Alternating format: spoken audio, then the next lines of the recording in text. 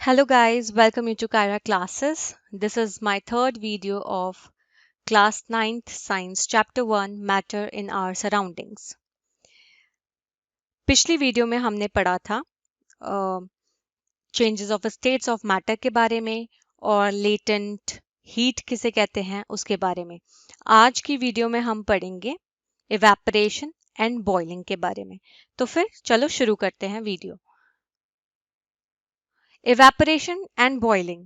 Particles of matter are always moving and are never at rest. जो matter के जो particles हैं वो हमेशा मूव करते रहते हैं और कभी रेस्ट पे या स्टेशनरी नहीं रहते हैं. At a given temperature in any gas, liquid or solid, there are particles with different amounts of kinetic energy. तो सेकंड पॉइंट ये कह रहा है कि अगर कोई भी टेम्परेचर दिया हुआ है किसी भी गैस, लिक्विड या सॉलिड में, तो जो पार्टिकल्स हैं वो अलग अलग जो काइनेटिक एनर्जी का अमाउंट है उसके साथ मूव करते हैं. तो मतलब अलग अलग जो पार्टिकल्स हैं उनकी अलग अलग क्या होंगी, काइनेटिक एनर्जी का अमाउंट होगा.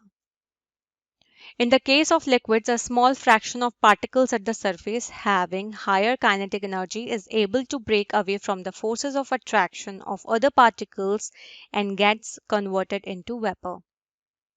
लिक्विड के केस में क्या होता है, एक छोटा सा फ्रैक्शन जो होता है पार्टिकल्स का सरफेस पे जो होता है उसके पास बहुत ज्यादा काइनेटिक एनर्जी होती है.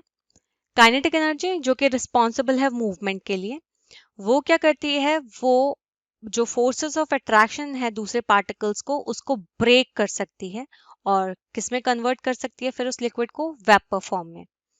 This phenomena of change of a liquid into vapour at any temperature below it's boiling point is called evaporation. तो इवेपोरेशन किसे कहते हैं, इस फिनोमेना को, मतलब कौन सा phenomena, change of a liquid. Liquid change हो रहा है वेपर में किसी भी टेम्परेचर पे बॉइलिंग पॉइंट से कम. टेम्परेचर तो कुछ भी हो रहा है लेकिन बॉइलिंग पॉइंट से कम, इसे कहते हैं evaporation. Factors affecting evaporation. The rate of evaporation increases with an increase of surface area. तो मैं कह सकती हूँ अगर सरफेस एरिया बढ़ा रहे हो तो इवेपोरेशन का रेट भी बढ़ेगा. सेकंड है, with the increase of temperature more number of particles get enough kinetic energy to go into the vapor state. अगर आप टेम्परेचर इंक्रीज कर रहे हो तो ज्यादा जो पार्टिकल्स है नंबर, मतलब ज्यादा पार्टिकल्स जो हैं उनके पास काफी काइनेटिक एनर्जी उन्हें मिल जाएगी जिससे वो वेपर स्टेट में चले जाएं. Humidity is the amount of water vapour present in air. Humidity क्या होता है, ह्यूमिडिटी होता है वाटर वेपर का अमाउंट हवा में जो प्रेजेंट है. मतलब सिंपल अगर मैं कहूँ लैंग्वेज में कि कितना वाटर वेपर का अमाउंट हवा में मौजूद है उसे ह्यूमिडिटी कहते हैं. The air around us can not hold more than a definite amount of water vapour at a given temperature. जो हमारे आसपास जो हवा है वो एक डिफिनाइट अमाउंट ऑफ वाटर जो है उससे ज्यादा होल्ड नहीं कर सकती है.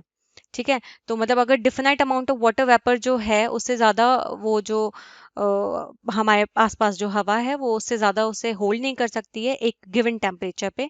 If the amount of water in air is already high the rate of evaporation decreases.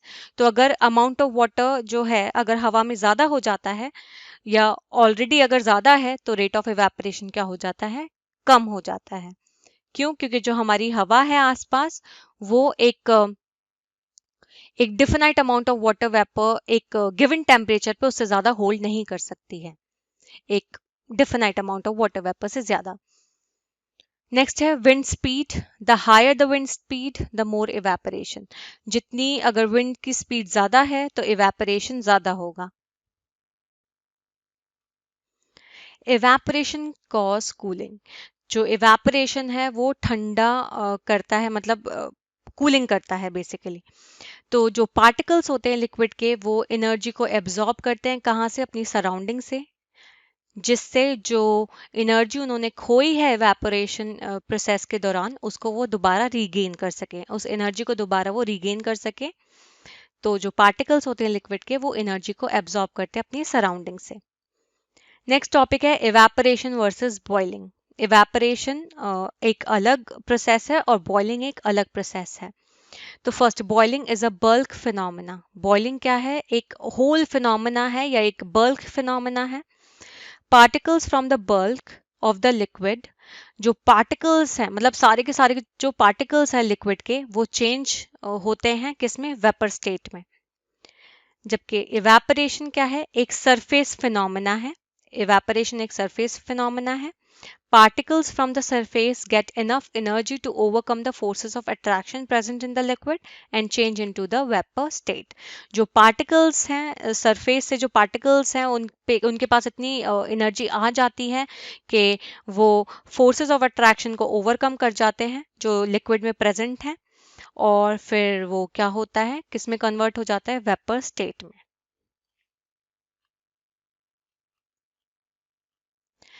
Next topic है kelvin and Celsius scale. Temperature के दो स्केल्स यहाँ पे दिए गए हैं, एक है केल्विन और दूसरा है Celsius scale. Kelvin is the SI unit of temperature. तो एसआई यूनिट ऑफ टेम्परेचर क्या है? केल्विन है। 0 degree Celsius is equal to 273.16 kelvin. तो 0 डिग्री सेल्सियस किसके बराबर होता है? 273.16 केल्विन के बराबर। We take 0 degree Celsius is equal to 273 kelvin. तो हम जो जनरली लेते हैं 0 डिग्री सेल्सियस को 273 केल्विन के बराबर। SI unit of temperature is kelvin.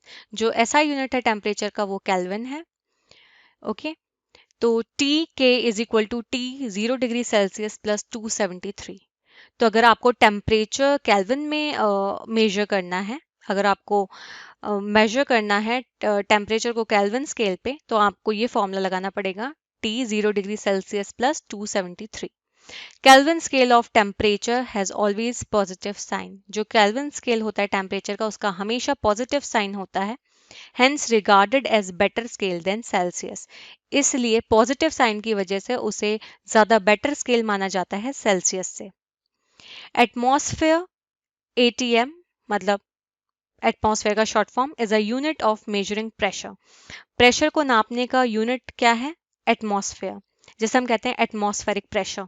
Atmosphere ये क्या है? आपका unit of measuring pressure, pressure को नापने का unit. Exerted by a gas, जो कौन लगाता है? गैस लगाता है। तो गैस जो प्रेशर लगा रही है, एक्सर्ट मतलब गैस जो है, जो प्रेशर गैस लगा रही है, तो या गैस से जो लग रहा है, वो किस में नापा जाता है? उसे मेजर करते हैं हम एटमॉस्फेयर में। The SI unit of pressure is pascal. जो एसआई यूनिट होता है प्रेशर का, उसे कहते हैं पास्कल। शॉर्ट फॉर्म है इसका PA। 1 atmosphere is equal to 1.01 into 10⁵ pascal. 1 atmosphere का मतलब होता है 1.01 into 10⁵ pascal. The pressure of air in atmosphere is called atmospheric pressure. जो प्रेशर हवा में, एटमॉस्फेयर की जो हवा है उसमें प्रेजेंट है जो प्रेशर, उसे कहते हैं हम atmospheric pressure. The atmospheric pressure at sea level is 1 atmosphere. जो एटमॉस्फेरिक प्रेशर है सी लेवल पे, वो है 1 एटमॉस्फेयर। और उसे क्या कैसे लेते हैं? उसे नॉर्मल के तौर पे लिया जाता है। नेक्स्ट आप यहाँ पे चार्ट देख सकते हो क्वांटिटी, यूनिट एंड सिंबल का। क्वांटिटी में पहला है टेम्परेचर, इसका यूनिट है केल्विन, इसका सिंबल है K। नेक्स्ट क्वांटिटी है लेंथ। लेंथ को किस में नापते हैं? मीटर में। ऐसा यूनिट अगर मैं बोलूं तो मीटर, सिंबल M। मास, यूनिट इसका क्या है? किलोग्राम, सिंबल है kg। वेट, वेट की यूनिट है न्यूटन, ऐसा यूनिट न्यूटन और सिंबल है N। वॉल्यूम, इसकी ऐसा यूनिट है क्यूबिक मीटर, सिंबल है M क्यूब। डेंसिटी, डेंसिटी क्या होता है? मास अपॉन वॉल्यूम, इसका ऐसा यूनिट है किलोग्राम पर क्यूबिक मीटर, सिंबल है kg पर मीटर क्यूब। नेक्स्ट क्वांटिटी या लास्ट क्वांटिटी है हमारी प्रेशर, इसकी ऐसा यूनिट है पास्कल और सिंबल है PA। तो आज की वीडियो में हमारा ये पूरा चैप्टर कंप्लीट हो चुका है। आई होप आपको वीडियो समझ में आई हो। कोई भी क्वेश्चन, डाउट, क्वेरी, सजेशन कुछ भी हो तो प्लीज़ मुझे कमेंट बॉक्स में ज़रूर बताइए। Thank you for watching and please subscribe my channel for more videos. Thank you.